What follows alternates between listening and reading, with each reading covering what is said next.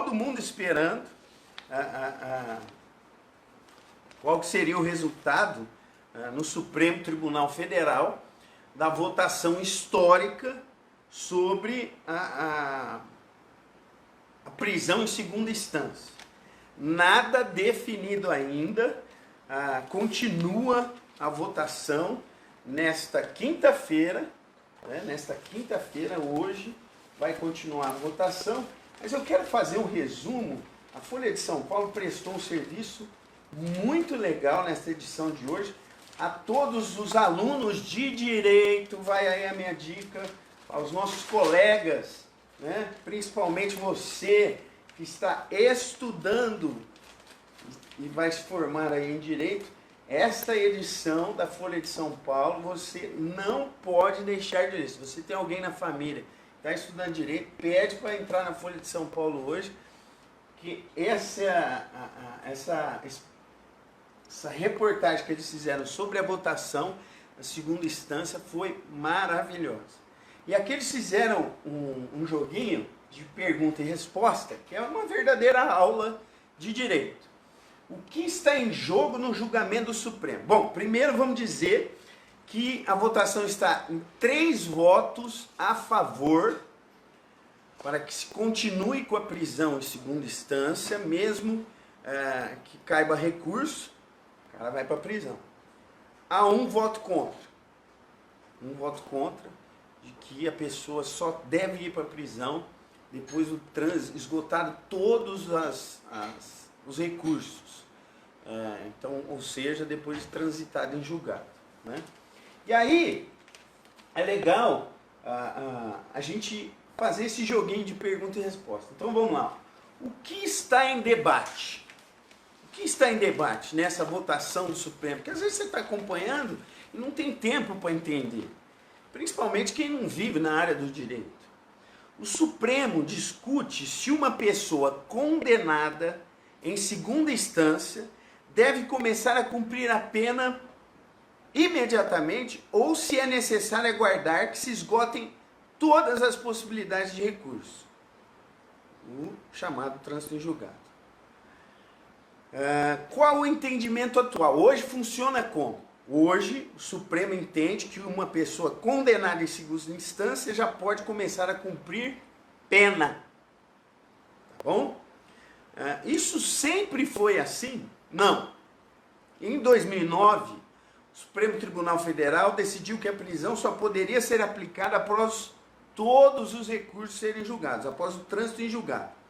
O atual entendimento de que pode, em segunda instância, começou a vigorar desde 2016. Por isso que muita gente acusa o Supremo de ter mudado esse entendimento simplesmente para atingir o presidente Lula. Aí a política vai junto, né, gente? Qual o placar do julgamento atual? Foi o que eu dei aqui. Ontem foram 3 votos a favor da prisão após segunda instância. Os votos foram do ministro Edson Fachin, do ministro Roberto Barroso e do ministro Alexandre de Moraes. E um voto contra, o ministro Marco Aurélio. Faltam ainda, pessoal, 7 votos. Então tem muita coisa para acontecer. Aí vem a aula de direito. Quais são as instâncias do judiciário, justiça comum, ou seja, excluindo a eleitoral, do trabalho e a militar. É dividida em primeira instância, segunda instância, Superior Tribunal de Justiça e Supremo Tribunal Federal. Aí vem os entendimentos do direito. Um processo só transita em julgado quando passa por todas as instâncias da justiça. Aí vem a resposta não. Segundo os dados do Conselho Nacional de Justiça, a maioria dos processos transita em julgado após a sentença na primeira instância. Por quê? Porque a maioria das pessoas não entram com recurso. Então o que foi fixado em primeira instância passa a ser trânsito em julgados. Se a pessoa perde o prazo para recorrer, aquela sentença da primeira instância transita em julgado. Uma ação só passa à instância superior quando uma das partes recorre. E o tribunal entende que cabe o recurso. Todos os recursos vão parar no Supremo Tribunal Federal? Não. Olha só que dado interessante. E é por isso que depois eu vou embasar o meu voto. Se eu sou contra ou a favor. Ó, apenas uma pequena parte dos recursos chega ao Supremo Tribunal Federal. Em uma estimativa, olha só, gente, a cada 1.000 casos julgados, 1.000 nas varas estaduais, ou seja, em primeira instância, em que cabe recurso, menos de 14, de 1.000 cai para 14, chegam ao Superior Tribunal de Justiça, ou seja, chegam na segunda instância. E um vai para o Supremo Tribunal Federal. Já pensou? De 1.000, chega no Supremo. Então, gente, é por isso que a gente vai encontrando embasamento para ser a favor de continuar como está.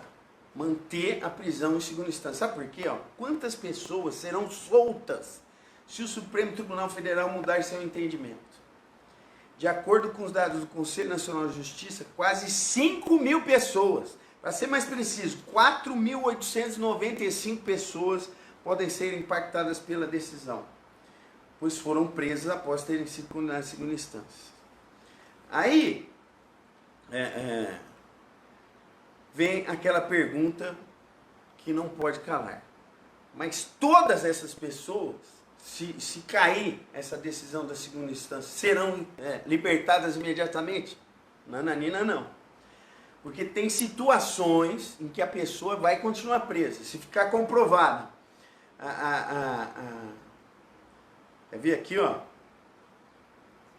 o risco à ordem pública e a possibilidade de eles cometerem novos crimes, aí o Ministério Público entra com pedido e mantém a pessoa presa de novo. E também a gente sabe que em quais situações podem ser presas sem ter sido condenado em segunda instância: prisão em flagrante, prisão temporária, prisão preventiva, né? E a pergunta que o Brasil faz hoje: o Lula pode sair da cadeia se essa votação ganhar a não manutenção da segunda instância? Sim, ele pode sair da cadeia, mas não pode ser candidato a presidente da República, porque ele teve os seus direitos cassados pela lei da ficha limpa. A lei da ficha limpa, se você é condenado em segunda instância, você não pode ser candidato. Tá? Então o Lula, ele só estará apto a se candidatar novamente 8 anos após extinta a pena, o que só deve acontecer a partir de 2035, pessoal, quando o ex-presidente terá 89 anos. Então você que quer o Lula livre, o direito, o respeito, né? Ele pode até sair da cadeia, mas ele não vai poder ser candidato a presidente. Como que se explique isso, né? Para já também as pessoas não ficarem fazendo uma política, um desserviço à população brasileira. Preciso que se informe com todas as letras de que o ex-presidente Lula, ele pode até sair da cadeia, mas não pode ser candidato a presidente da República antes de 2035, tá bom? E os demais presos da Lava Jato?